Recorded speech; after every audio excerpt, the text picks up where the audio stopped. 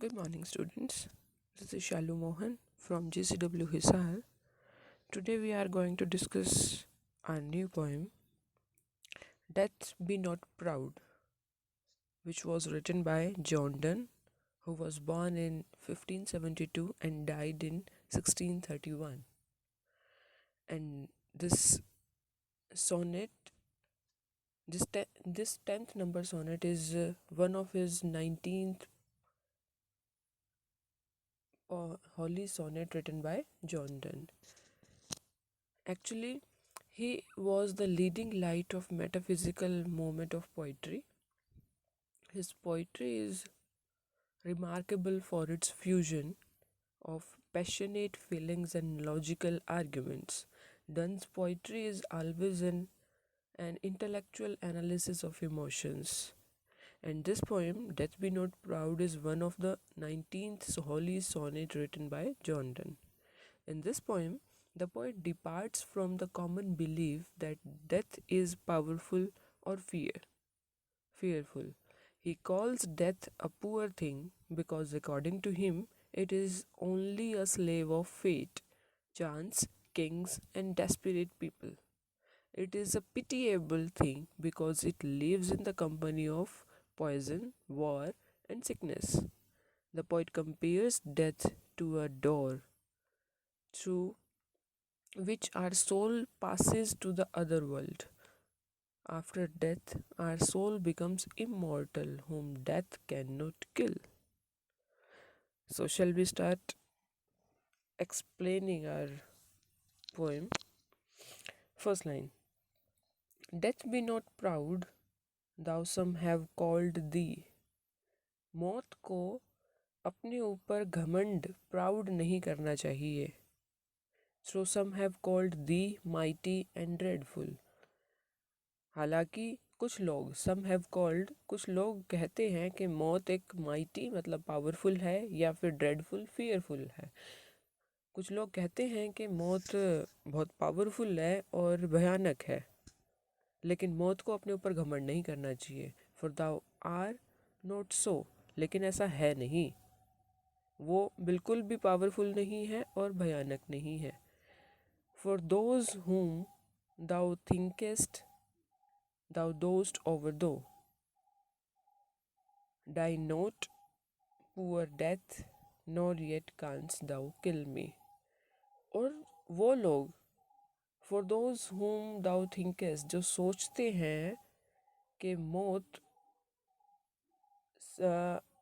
सबको ख़त्म कर देती है. ओवरदाउ का मतलब है हराना, हरा देती है. वो लोग जो ये सोचते हैं कि मौत हमेशा जीतती है, लोगों से हरा देती है सबको, लेकिन इंसान है वो मरता नहीं है मौत के बाद. डाई नॉट, वो मरता नहीं है. पुअर डेथ, बेचारी मौत. नॉट येट कांट्स दाउ किल मी, इसीलिए कभी भी ये कहता है कि मौत मुझे भी नहीं मार सकती है. मतलब मौत शरीर को मारती है, आत्मा को नहीं मारती है. तो इसलिए उससे डरने की ज़रूरत नहीं है, और वो इतनी बड़ी पावरफुल चीज़ नहीं है कि वो सबको ख़त्म कर दे और हरा दे. वो शरीर को मार सकती है, आत्मा को नहीं. इसलिए इंसान मरता नहीं है, और इसी तरीके से मौत मुझे भी नहीं मार सकती. Death should not be proud of its power. कवि कहता है death should not be proud of its power. Some people have called death as powerful and fearful. इन 4 लाइन में कवि ये कह रहा है, death should not be proud of its power. Some people have called death as powerful and fearful.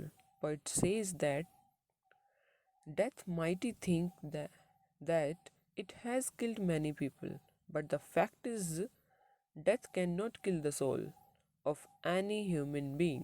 Similarly, death cannot kill the poet.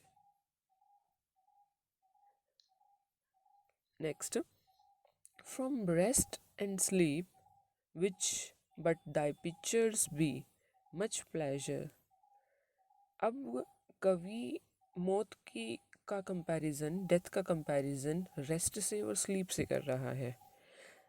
Point कहता है कि मौत एक तरीके के, जैसे हम रेस्ट करते हैं अपनी बॉडी के साथ या फिर सोते हैं, इसी तरीके से है विच बट दाई पिक्चर्स बी, और दाई तुम्हारी, मौत को कह रहे हैं, तुम्हारी भी अवस्था ऐसी ही है जैसे हम रेस्ट करते हैं या स्लीप करते हैं। तुम उसी की एक कॉपी की तरह हो, उसी की एक पिक्चर की तरह हो। ठीक है, तो ज़्यादा डरने की ज़रूरत नहीं है मौत से। मौत एक तरीके के का रेस्ट ही है, जैसे हम नींद में सोते हैं, इसी तरीके की स्लीप की कॉपी है मौत भी। मच प्लेजर, जैसे हमें रेस्ट करने से और स्लीप लेने से, नैप लेने से आनंद मिलता है, प्लेजर मिलता है, then from thee much more must flow. और ऐसे ही है जैसे हमें मौत सुलाती है, जैसे हम अपनी बॉडी को स्लीप में आनंद पाते हैं, ऐसे ही मौत है और ज़्यादा कुछ नहीं है। मच मोर मस्ट फ्लो, और कुछ ज़्यादा नहीं मिलता मौत के बाद, जैसे हमारी बॉडी रेस्ट में चली जाती है। And soonest our best men with thee do go. और यहाँ पर पोइट जो है वो एक एग्जाम्पल दे के अपनी बात को स्पष्ट करता है। कैसे कहते हैं, सूनेस्ट आर बेस्ट मैन, बहुत जल्दी जो जवान लोग मर जाते हैं, सूनेस्ट जल्दी, बहुत जल्दी जो अच्छे लोग होते हैं वो मर जाते हैं। विद डी डू गो, जो चले जाते हैं हम मौत के कारण। Rest of their bones and souls delivery, उनके साथ भी सिर्फ उनका शरीर ही ख़त्म हुआ होता है, ना कि आत्मा ख़त्म होती है। जैसे रेस्ट ऑफ देयर बोन्स, जैसे मौत ने उनके हड्डियों को रेस्ट दे दिया हो, मतलब उनकी बॉडी को रेस्ट दे दिया हो हमेशा के लिए। एंड सोल्स डिलीवरी, और उनकी आत्मा को फ्रीडम दे दियो, मुक्ति दे दियो। इसी तरीके से है। तो कवि कहता है कि जैसे हम नींद लेते हैं या फिर रेस्ट करते हैं, उसी तरीके से भी मौत से डरना नहीं चाहिए। वो भी हमारी बॉडी को सिर्फ रेस्ट देने के लिए आई होती है। तो जैसे हम एक एग्जांपल से पढ़ते हैं कि जो जवान लोग जल्दी मर जाते हैं, वो भी बहुत जल्दी भगवान के पास जब चले जाते हैं, तो उनकी बॉडी को भगवान जल्दी ही रेस्ट में पहुंचा देते हैं। उनकी जो बॉडी है वो रेस्ट में चली जाती है और उनकी सोल की मुक्ति हो जाती है। इस तरीके से मौत से डरना नहीं चाहिए, वो एक हमें आनंद देने के लिए आई हुई होती है। पोइट इन 4 लाइन में एक्सप्लेन करता है, the poet compares death to rest and sleep, just as rest and sleep gives us joy, similarly we must get greater pleasure from death. God loves die in young age because he wants to give rest to their bonds and freedom to their souls. Okay, next, thou art slave to fate, chance, kings and desperate men, and those with poison, war and sickness dwell. हम कह सकते हैं, point ऐसा कह रहा है कि जो मौत है ना, दाव मतलब तुम किसको एड्रेस कर रहे हैं, डेथ को। जो तुम हो वो एक तरीके की स्लेव हो, दास हो। मतलब डेथ जो है वो दास है किन किन चीज़ों की, फेट की, भाग्य की, चांस अवसर की, किंग्स राजाओं की, या फिर डेस्परेट मैन या फिर निराश लोगों की। सिर्फ मौत जो है ना वो एक तरीके की दास है। जब भाग्य आता है इंसान का, मौत आ जाती है, या फिर अवसर ऐसा, या फिर लिखा हुआ ऐसा होता है तब मौत आ जाती है। या फिर किंग्स की या डेस्परेट मेंस की, उन निराश आदमियों की तुम दास हो। और किसके साथ रहती हो, एंड दोस्त विद पॉइजन, जहर के साथ रहती हो, वॉर के साथ रहती हो, और बीमार लोगों के साथ ड्वेल रहती हो। ठीक है, तो तुम तो सिर्फ एक दास हो इन सब चीज़ों की, भाग्य की, राजाओं की, निराश लोगों की। और तुम्हारे दोस्त कौन कौन है जिसके साथ तुम रहती हो, मतलब उसके साथ रहना। जैसे मौत इन इन कारणों से आ सकती है, इसीलिए पोइट ने इनका कंपैरिजन किया है कि तुम तो इन लोगों की दास हो, और ये इन चीज़ों के साथ तुम रहती हो, जहर के साथ रहती हो, युद्ध के साथ रहती हो, और बीमार लोगों के साथ रहती हो। जैसे एंड पॉपी और charms can make us sleep as well and better than thy stroke. जैसे पॉपी मतलब अफीम, चार्म्स मतलब जादू, जैसे अफीम खाकर या किसी नशीले पदार्थ का सेवन कर कर या फिर जादू के साथ हमें जब नींद आ जाती है, जब वो ये चीज़ें हमें स्ट्रोक करती हैं, हमें आघात पहुंचाती हैं और हम सो जाते हैं, मतलब एक रेस्ट मोड पे चले जाते हैं, इन सब कारणों से, चाहे फिर किसी के ऊपर जादू किया हुआ हो या फिर उसने नशीला पदार्थ का सेवन किया हुआ हो।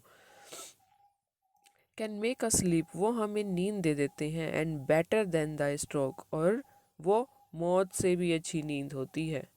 वाई स्वेलेस्ट दाउ देन, इसीलिए स्वेलेस्ट मतलब घमंड करना, क्यों मौत को अपने ऊपर, दाव खुद के ऊपर घमंड करना चाहिए विद क्वेश्चन मार्क।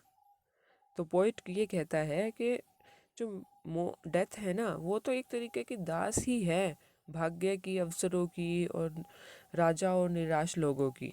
वो तो सिर्फ उन बेकार सी चीज़ों के साथ रहती है, जैसे कि जहर है, युद्ध है, या फिर बीमार लोग हैं। जैसे हमें नशीले पदार्थ, अफीम या फिर जादू हमें नींद में ले जाते हैं, ये तो उससे भी गई गुजरी है, बल्कि अफीम और जादू तो उससे भी बेहतर है। तो फिर मौत को अपने ऊपर घमंड क्यों करना चाहिए? इसमें पॉइंट हमें एक्सप्लेन करते हैं। Point says death is a poor thing which is slave to fate, chance, kings and frustrated people. It lives in the company of poison, war, and sickness. It is not a better way to sleep than opium and magic. Okay. Next and last lines. One short sleep past, we wake eternal.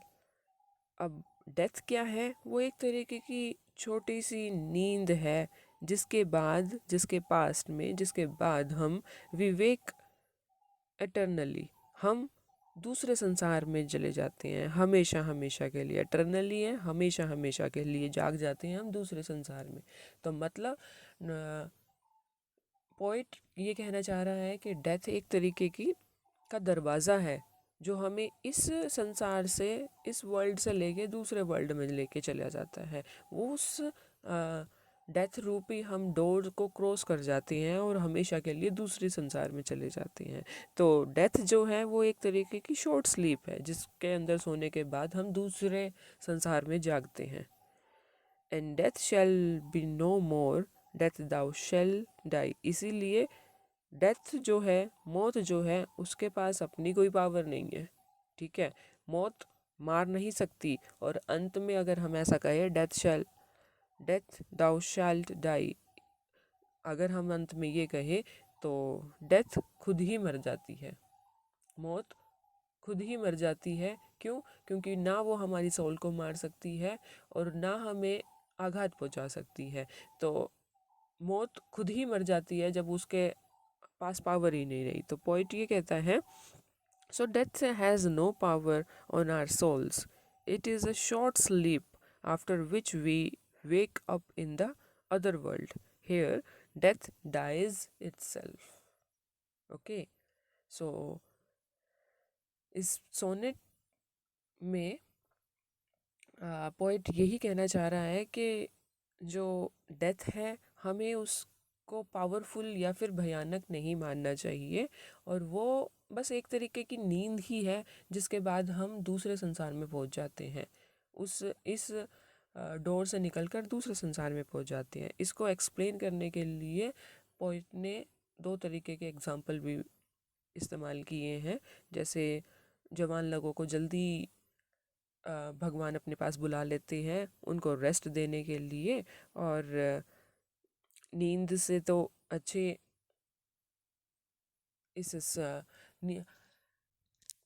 Death से तो अच्छे वो Poppy और charms ही हैं, जिनकी नींद हमें अच्छा सुकून देती है बजाय डेथ के।